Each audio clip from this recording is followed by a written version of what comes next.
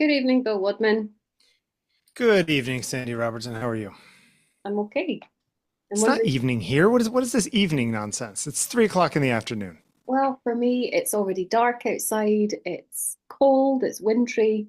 It's You been you you you're gonna switch to daylight saving time in a week and a half, yeah, week and a few days, I think. and then we have those awkward 3 weeks when America shifts later, so it's 4 hours instead of 5 hours between us or something. Actually, that might be better for you coming to meet some of my classes. But that's another Okay. story for another day. Stolen goods. Have you ever stolen anything, Bill? Apart from I s- someone's heart, of course. I stole a couple $100 from my father once, and I still feel guilty about it. Did you ever tell him? No, but I think he figured it out. Did he ever raise it with you? No. Why do you think? Uh, I don't know. It was embarrassment on both sides somehow. Do you think maybe he didn't feel it was stealing?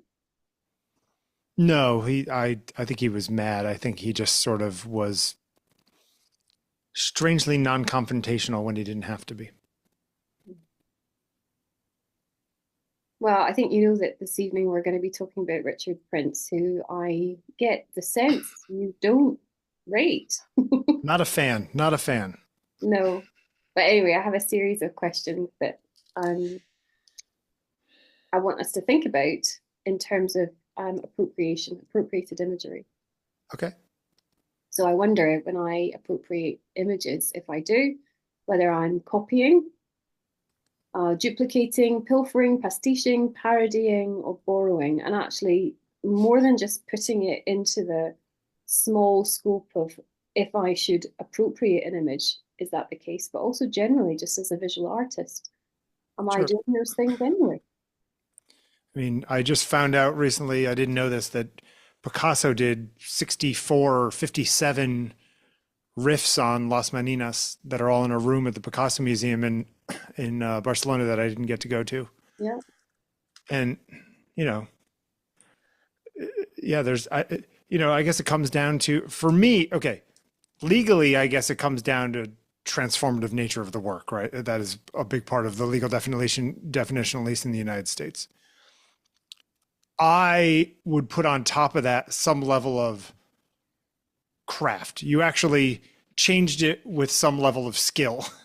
you know, I don't know. There's just I just have a view that people, if you're going to take somebody's stuff and then turn it into your own, the turning has to be substantial. What of one's intellect? What of one's facing something as if afresh, simply through the use of one's brain and one's mind? Sure. And uh, I don't know. I guess you can't prove brain usage. I don't know. I have a very specific feelings about this as somebody who makes stuff that people often steal. It's pretty frustrating. Mm. Um, and it's interesting. A lot of people will write me and say, "Oh, I love this photograph you took. Do you mind if I make a painting of it, or do you mind if I use it in my class, or that kind of thing?" Yeah. Um, and generally, my feeling is, if you ask nicely and tag me on it or whatever, give me credit, then sure, go ahead and paint it. Um, it's interesting. It's almost like the act of having the respect to ask is a big part of what I desire. You know. I mean, Yeah, I don't know. Picasso said, I mean, you mentioned Picasso, good artists borrow, great artists steal. Yep. So I'm just, But I see, to me, that is, I've taken stark contrasty photographs, portraits of people on white and shade. Did I make an Avedon out west portrait, or did I like riff off of Avedon's look? I didn't take his work. I riffed off his technique. You know what I'm saying? Like, I feel like those are two different things. um, okay. I mean, we might build on things. We could stand on the shoulders of giants, for example. Yeah. Yeah. I mean, I'm talking about work, as you know, that takes Yep. an exact Marlboro commercials makes a or the difference, Instagram photo thing that he did. Yeah. right? So, I mean, Richard Prince is an American artist working now. He's still alive. Yeah. His Cowboys series from the 1980s took the imagery from the iconic advertising series for Marlboro cigarettes. Yep. Do you know, as we're speaking about this, Bill, you and I have talked about so many things over the years that I do have a sense of deja vu. Earlier, truthfully, I went back through our catalogue and To look for this? I tried to work it if we'd actually talked about this before, because even now, as we sit and speak, the overwhelming sense is that we have spoken before about this.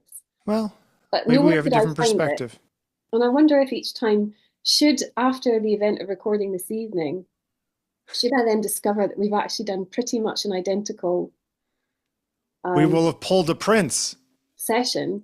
I thought the irony would be that, we're making again. Okay, but okay, here's the thing. If you are okay, there is absurdity to the Cowboys selling the cigarettes and trying to connect this imagery of America to something that ends up killing you, just in order to sell more of this nonsense. And then him making commentary on it by turning those things into fine art. I get what they're doing. The problem is that, for every time that he does one of these things, especially the Instagram thing from a few years ago, Mm. it's all about the crazy press he gets about, oh my God, look at this guy. He's getting sued by these people, this, that, and the other thing. He's making millions of dollars from stealing people's art. And the whole thing is that he's betting on the fact that he's going to get all this stupid press. And Sure. like, that's part of the whole thing. And that, like, it just irks me. It's like, it's not standing on its own. No, but He's a charlatan. this doesn't mean that it justifies the action, although I do think it's interesting that, you're talking about somebody who's built up a notoriety through their actions. But Yep. actually, he's also the very first artist to sell a rephotograph at auction for millions. Yes, which is absurd. No, but look at that. That's somebody coming from left field and doing something that, in context of buying and selling art, was unheard of. Sure, but I could argue that that just proves the separateness and absurdity of the art market versus art. Right, but I do think it still, nonetheless, almost like canonizes what what is Yeah, happening. all of this is true. I personally don't like it. It irks me on a fundamental level. Well, isn't Richard Prince a cowboy? Ha ha. Um, You want to be. I just find it really, really interesting that there's a kind of opposition to taking images when Mhm. it seems to me that all we're doing always is cobbling together other images in our mind's eye in order to plan and make our own so-called work. Sure. And the other thing that comes up with this over and over again for me is that, we're obsessed with individualism. Yes. And I'm not using this as a kind of moral justification for stealing images, Sure. but we are sharing in imagery. Sure. But okay. Somebody writing a book about a dystopian future where, government controls what people say and whatever it is. Somebody writes a story about that, you could say, well, they're taking this from Orwell or whatever, right? Mm. Or Huxley or something. If you took word for word 1984 and put it in your book and said Sandy Robertson wrote this new book and it said it's a guy named Winston who all the rest of it, word for word, that is not your work. And no one would ever think that that was like, okay, but that's basically what this man is doing, right? No, I He's think there's a difference there. I mean, why? it's interesting that you Okay, if he took find, if he sold photographs of every single page of 1984 in a photo book that was 600 pages long or whatever the hell that 1984 is, that would be okay? well, I mean, of course I'm going to say yes. Yeah. See, like that's the stuff that this is like that. This is that like weird knife's edge where if you can't tell whether it's art or somebody taking the piss out of art, then they failed and it's not art, in my No, but opinion. I mean, all kinds of things come up in this about the reality of the image. What is Sure. it? Who does the idea belong to? As And those are interesting discussions around a coffee, but they're not like something somebody should be making millions of dollars on somebody else's images from, in my opinion. well, I mean, there's also then where we pull apart someone like Prince who taking advertising fodder from Marlboro, big deal. It's a Mhm. big corporation, you know, who's getting hurt by him doing this? Well, the photographer who shot it from Marlboro, but go ahead. Right, but there's then this absolute outcry and uproar, the underdog, the small man whose images get stolen from Etsy or something else. Sure. Uh, you know, that artist ought to be championed in their own right. But as I was saying, the obsession with individualism seems to me that people forget to, I guess, be grateful for the images they make because they do not belong ever to the person who makes them, truly. Uh, yes. So art of society is a collectivist, uh, uh, uh, you know, ownership is collective inside of a group that of whom individuals make things. Well, it's also that the image is dead. Like all images are dead things. Sure. But also, I understand that every image is its own currency. Yeah. Um, and that's an interesting concept in terms of actually the monetization of images, Yeah. but the currency as in the current running through all things in which we share because we have uh, a collective experience, we have even in our striving for individuality and authenticity, we are the same. Oh, and any work that comes out of the fire hose of a society or humanity, is always so there's going to be something before, there's going to be something after it, and it just keeps flowing. You could say that taking a drop of water out of that fire hose and bringing it back around is somehow interesting in its own right, which I guess you could argue with his work. I don't know. There's something skeevy about it to me. Well, I mean, Prince said, actually, I had no skills for the camera. Yes. Yeah. Which, right. But I mean, this is where I'm, I think, bordering on a kind of elitist intellectualism too far.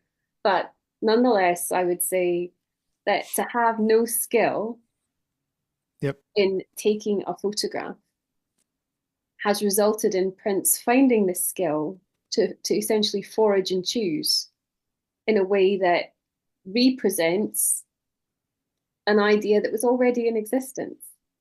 And Yeah. so It's not his idea. That's part of the problem. It's not his idea. it is, though. Well, okay. But here's the problem. If any one of the 8 billion people in the world can just take somebody else's picture that they found on the street or in an advertisement and make it their art, then how does any art have any value whatsoever? Well, I'm sure that we could say a lot about why art has value, but that value isn't necessarily financial. I guess I do buy into the um, Western Enlightenment concept of individualism and and creative output and sort of the it's not ownership in a property sense, although that's part of it from a I need to pay my rent point of view. But there Well, is like you know what, I'm doing this. If you want to take pictures of cowboys, get a cowboy and a camera and go take your own pictures of cowboys. This is this other guy's picture of a cowboy. Bill, I fear that we may have gone too far into this already without explaining. If anyone does watch us ever and anybody is interested in this body of work is called a rephotograph by an artist called Richard Prince. And what he did was he essentially took existing imagery from the Marlboro cigarette campaign. This is the Yeah. Marlboro Man. And he essentially rephotographed. That's all he did. So he didn't change the image in any way. He didn't reconstruct the image. He literally copied somebody else's work and puts it up with his name on it. Does But he of put what? course, he's Yeah. not hiding the fact He's not hiding that. No. Again, it's an interesting intellectual conversation. It just pisses me off that he makes a lot of money doing it because people are dumb enough to buy this nonsense. Well, That's the part but that gets me. maybe in buying it, there's a kind of it's cruel, but nonetheless, there's a kind of canny humor to it, and I'm sure it's not lost on him. You It's, know, you know what it is? I could imagine being, I have met a lot of people in my life. I get along with a lot of people. I know a lot of people. I could imagine meeting someone like him at a party and talking to them and just thinking, oh my God, I hate this guy. If we got into a conversation about this stuff and this was his point of view. And there's very few people I don't like. There's just something fundamentally just like hits me on all my raw wires. It just, I don't know, there's something about it. is that because you're leading with your experience, being a professional photographer who worries that their work is not really sacrosanct and owned by you? No, I mean, I think, well, listen, I think there's a small part of that, but I think that there's also the reasons why I do what I do and I like to make things is that process of making things, like the actual process of it. And he just like it's, I don't know, he's sort of raping somebody else's process. I don't know. Are we That's what it not feels always like. borrowing from process though? Yeah, but borrowing is this is not borrowing. Do you think this is borrowing? Well, this also again, the word borrowing is really good here because I object to ownership of image Okay. fundamentally because I think it doesn't give credence to the manifold way in which the image emerges. I mean, if I was going to be really philosophical about this, I would say that my Yep. philosophical position right now, although of course it can change, it might even change before the end of this conversation, is Yep. such that when I make an image, I acknowledge and I kind of like give gratitude for the many images that have led to that point, in as much as I would say I appreciate the many experiences that have given me the authority to prepare that moment frozen in time. Yes. But that does not belong to me. No, but that image that you're making through all of those experiences you've had is a synthesis of those experiences. It's not a selection of one of those and a direct 100% copy of it. That's the difference, right? So this is nonetheless a synthesis. So Listen, you this is about truth of image again. I really, really, this is so brilliant because you and I often don't agree, but we seldom really disagree. Yes, this is still a synthesis of ideas. yes, it is. I just it just if you put his work up and you put the original photographer's work up on a wall and did not have a label on it and someone couldn't tell the difference between the two because they were identical, then what did he do? It's even untitled. So it's not even like Hang he's on, it's saying something. unethical. Bill, I know that you know this. Being patronizing aside, it's very hard for Yes. me not to be. Go ahead. If we were to enter a gallery Yes. in which this work was hanging, Yes. I would understand immediately, as I'm sure you would too, that we are in the presence of an art. I understand what you're saying. If we walked into a gallery, I'd probably turn around and walk out and say I'd meet you for lunch later. But Oh, I love I this. You just, know, you are absolutely the audience he wants. oh, I know. That's what makes me so angry about it. And again, But you must be angry with yourself then, oh yeah, the not whole with thing makes him. me angry. The whole Oh thing makes me my angry. God. Yeah. See this. I, Let me I, guess, you're I just, fundamentally opposed. well, if only because the collective is only all of us. The collective doesn't exist without the individuals, but the individuals exist without the collective. So I disagree with this statement. We're not the result of Look the at the collective. The language. collective is the result of the individuals. Um, no, the word result actually is the thing that makes it true for me. Okay.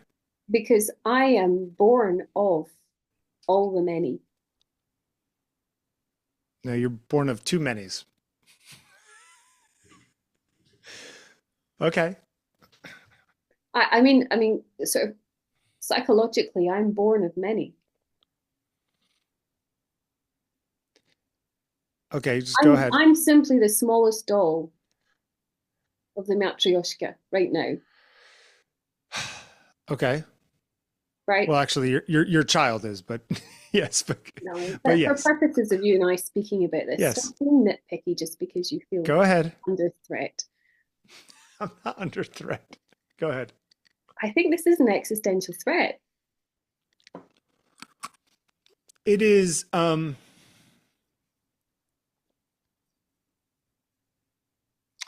existential threat. Uh, it's just a little bit one of those things where it's like if it looks like a duck, if it acts like a duck, if it walks like a duck, it's like this isn't actually a thing, and people are trying to make it seem like it's this high-minded conversation. When the reality is, it's just somebody taking somebody's work and making millions of dollars off it, and I feel like the people who sit around and discuss it as if it's something more than that are themselves the ones who are getting taken by Prince. I don't think he even believes it. That's the thing. I think he's loves the battle we're having because it makes him more money. See what I'm saying? Of course I do. But I'm also in this space where I can see that this is because this is the point. It justifies itself. Yeah, It's see, I don't it's know that. it's his point that the kind of bombast in this misleads us enough that someone who's very wealthy might pay $7 million Yep, for a rephotograph of a Marlboro advert. because they're the greater fool, right? But that's part of this narrative. And this is also something I find really interesting about any of the work that is taken exact, is that we enter this kind of continuum with images where, we might meet an image for the first time when we're in our teenage years, and then we Mm-hmm. may revisit that image psychologically later in life. We might Mm-hmm. go back to a city I or looked at an album cover that I loved in seventh grade recently, and I was just staring at it very differently. Looked up the photographer, looked up the original picture. I was like, this is really weird. I stared at that for hours, and now it looks completely different to me now. I mean, this is about asking whether images have a life beyond us. I also think that this is the result, this like postmodernist view of all of this stuff and breaking things down. And I mean, this is the result of photography did this to us, right? This wouldn't have been a conversation people had in 1820. I don't know. I mean, if you think about the young men drawing in L'Accademia in Florence, you think about them scrutinizing the same source. But they still would all have been different. Okay, I'm wondering about the imperceptibility of difference in something that appears to be the same. It's like in class, my colleague Sally has just been doing some really beautiful work with a year nine art class, and they've all been drawing a marble. Had a marble Mm-hmm. each, and they drew it. And so there's like maybe 26 of them in there. And they've drawn marbles in pencil, all the same kind of pencil. They've all drawn the same looking marble, and they've all drawn on the same size of paper, color of paper, and so everything's identical. And when she came to do the gallery time with them so they could really appreciate their own and each other's work, what was amazing is that, yes, some young people oohed and awed about drawings that were better than others. Sure. But of course, they're too young to see the irony in that, where they're all looking at essentially the same drawing. Sure. The obsessive nature we have to try and draw out difference is one of, I think, the ugliest aspects of humanity, that we are constantly searching for ways to separate from each other. okay, but sure, but even on our show, you select, I sent you a photograph. What's the woman's name who does the interiors that I sent you a picture of from Spain? And Does the libraries and stuff? Yeah. You know, you like her work. I like her work. Yeah. You choose particular images that we discuss here today or in all the other shows we've done. Yeah. How did you pick those out from the 4 trillion other images that you could have picked? Well, I mean, Like simply, some are better than others. I had to pick them because you're so lazy, you never do it yourself. And also, you're right, I picked them because I like them. Now, I Mm-hmm. wouldn't say that that's necessarily my individualism gone mad, but nonetheless, I acknowledge that I do, of course, have an individualized perception of the images I see. Sure, But that value in judgment on itself, them. but that in Yeah. itself gives credence to the image. And if Richard Prince is going to bring me an image and say, this is my image, I meet that image fresh. Yeah. I almost feel like I would have more respect for them. One last statement on this. If he said, this is my version of Sandy Robertson's picture of the Marlboro Man. And Right. the way that I'm showing it to you is different than it looked original. And that's what it is. It's the co-option of it that bothers me. Isn't it enough that the difference might be, and though imperceptible to our eye, that we are separated by time, by place, by context? Isn't the authorship the thing that gives us the difference that you seem to be so obsessed with? Yeah, but especially when he's, taking Instagram posts from yesterday and showing them as his own, like that kind of stuff. It's like there's no time separating, Of course there is. It's All images are dead. Every single image is in the past. There is no okay. living image. Then I'm gonna, you know what? Let me tell you something. If I took Richard Prince thing and I photographed and I started selling my own, I think the Prince Foundation would call me up and probably sue me. Do you know what would be really interesting, Bill, is if you rephotographed your own work from a few years ago? Like photographing a print. Well, in whatever way rephotographing comes to you, Yeah. simply the act of rephotographing and bringing Yes. what appears to be the same image back into a public domain, Yep. but with a new name Yep. or maybe just simply I with a think new timestamp. I think if you told me any one of the pictures that I've ever taken, you said make another one of those without taking a picture of this picture, I don't know that I could do it without it being drastically different because that's so hard to do. Right, but all of this is part of the poetry of I know. appropriation. I don't like appropriation. Go ahead. Tell me about Vikky Alexander. Vikky Alexander, another example, I just find it interesting. She's from Vancouver. I don't know if she teaches. She's part of the Vancouver school anyway, in terms of like being an artist in a collective and so on. And this work comes from an anonymous kind of catalogue type imagery. Sure. So it's not necessarily even from high fashion magazines. It's just like, Yep. a model, a random model taken Yep. by an unknown photographer and used in some kind of visual medium to sell us stuff. And the same thing really with the landscape. So the landscape is something that sells itself to us through a catalogue or a travel brochure or something. Now, those are very analog terms as well, actually, or rather, it's of an analog past where we would have looked in magazines. So she doesn't take either of these. So neither of these images are her images. Now, in her case, This I have less of a problem with. I thought you would, because obviously the splicing of the images She's doing something. Yes. means that you see her hand. Yep. And again, I still find it strange that knowing the hand has been there isn't enough. But yes, we can see that here we are. And her work is kind of loaded with meaning. Tensions between nature and culture, for example, a sort of a conversation or a discourse around, a patriarchal view of both women and nature and so on and so on. All the usual things that might be kind of yielded from Sure.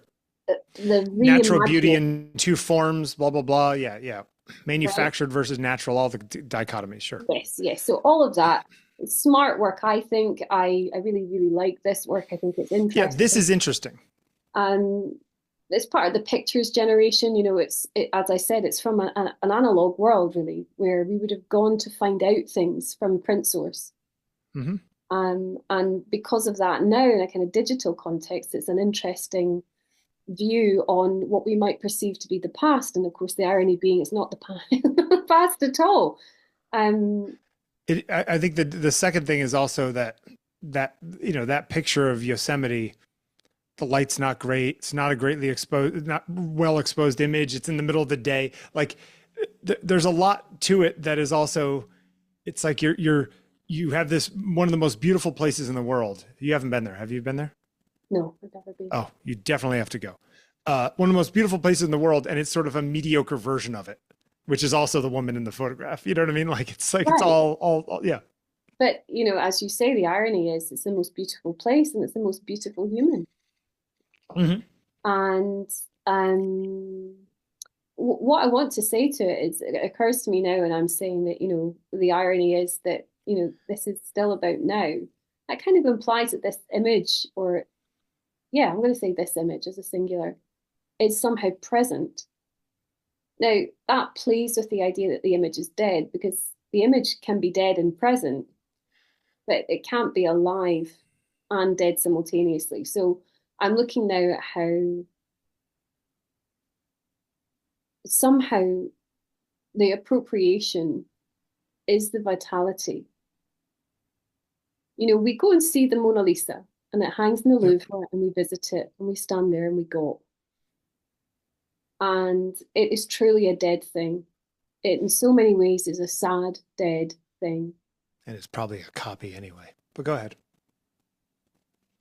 If it were a copy, perhaps it would live more, Yeah. right? Do you see Certainly what be I'm more saying? recent. Sure, no, I understand. Um, But isn't there some sort of I don't know, the frozenness, the set in stoneness of certain objects along a timeline is what makes them interesting. well, I mean, we This have is we a are. statement about 1675. This is a statement about 1982, you know?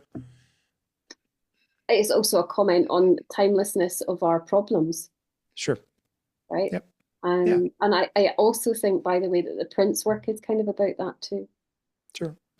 But just a fact. Actually, I don't know if maybe we talked about it before, but the Marlboro campaign with the Cowboys, very, very successful, very lucrative campaign, sold the American dream and ideal in so many Hmm. ways back to the American people, and particularly American men. Hmm. Um, That's why I started smoking Marlboros. well, the irony is that all three cowboys that were used across that campaign all died from A complications. lung cancer. Yep. And again, I don't think that's unknown or lost No. If in, if in if he had the gotten the guy before he died and got him on a horse with like, almost dead on the horse, which I think somebody else did something along those lines. That to me is like, I don't know, that to me some sort of statement. Oh, this I, poor woman. I just don't know where the power lies, though. I was speaking to somebody yesterday about this image, um, and about this image. So I was speaking of this image because obviously this is after Walker Evans Yeah. and Sherrie Levine, very, very divisive image making until you know about it, which is that this is a total challenge. And this was brought to me yesterday by a very lucid person I was speaking to on this topic. Um, the idea that, it smashes the idea that, the identity of images belongs in a kind of patriarchal canon of, essentially an original steal. Hmm. So we know that Walker Evans was like wandering around the Midwest taking photographs in the, sort of Depression era, post Depression era, Sure. and that, there could be questions around all aspects of morality in any image making process, actually. Sure. What is a capture? Sure. And the language is as revealing as what we see. Who has power in images? And actually, just to talk about an image in which there is a person, and this applies to you, of course. Yeah. Is the power with the sitter? Is the power with the photographer? Is the power with the viewer? Are they equally split? I think it depends on the photograph, but yeah. It depends on the photograph. Okay. I could probably show you 10 photographs of mine and I could tell you who had the power while making that photograph. Or at least what it felt to me. Right. Okay. So that subjective sure perception. But all of this is subjective perception, isn't it? Of course it is, but it's something that in your case puts you at ease in your image making practice or drives you onto a tension it creates. Sure. What's happening here is that perhaps there's a tension created not between Walker Evans and the sitter anymore, the subject, but between the whole of history and what we know now. Somehow. So again, just in case people don't know this work, Walker Evans, very famous American photographer. I would say probably one of the best known American photographers in the whole. Certainly, yeah, early 20th century American black and white photographers. Yep. And this image, along with, I think there was maybe 6 or 7 in the series, Sherrie Levine, another artist, in 1981. This was shot, I think, in 1941 originally, so 40 years afterwards. Came along and essentially just reprinted. She didn't re-photograph, she just reprinted what we might class as an original image and then presented them with the title After Walker Evans. Now, is that better or worse than what Prince does? Let me ask you a question. Is every person who ever printed this negative also an artist of their own work? Or is it because this person decided that they are the artist of this work? Well, yeah, I think intention and choice always have a part to play. Sure. I mean, you could also say it's an analog process. Every single one's going to be different by design, right? If this was a digital file and she just said print on her printer and she printed it out and said after Bill Wadman, would that be transformative enough? I don't know. I think part of it is that in a lot of these examples, certainly the first and the third, the second work can't exist without the first, but the first work can certainly exist without the second. Yes, you know what I mean? Work can't exist without all else. All else. So is any idea original? Is anybody's work their own? No, and nothing exists in a vacuum. I've told you before. Well, sure, nothing exists in a vacuum. But I mean, I used to think I was so original. Mr. Gilchrist used to come up to me and I wanted to punch him. He would always say, Sandy, no art can exist in a vacuum. Oh, and I used to think, oh, piss off. I used to get really so annoyed with him. I was like, can't you just let me be? Can't you just let me like bask in my own glory of making some new thing? I don't think there were sorry, going to finish your statement. Sorry. No, I mean, it was an obvious thing I was going to say. Of course, I was just immature. Sure. I just didn't. Just the way I see it, of course, we are the amalgamation of all the things that we've seen and all the subjective experiences we've had. And yes, we are not individuals as in a vacuum, but your collective experiences are very different than my collective experiences, are very different than Sherrie Levine's collective experiences. Fine, but nonetheless, what's the reality of the image? So I'm just saying that like what comes out of that or what one puts out of that is itself by definition unique, you know?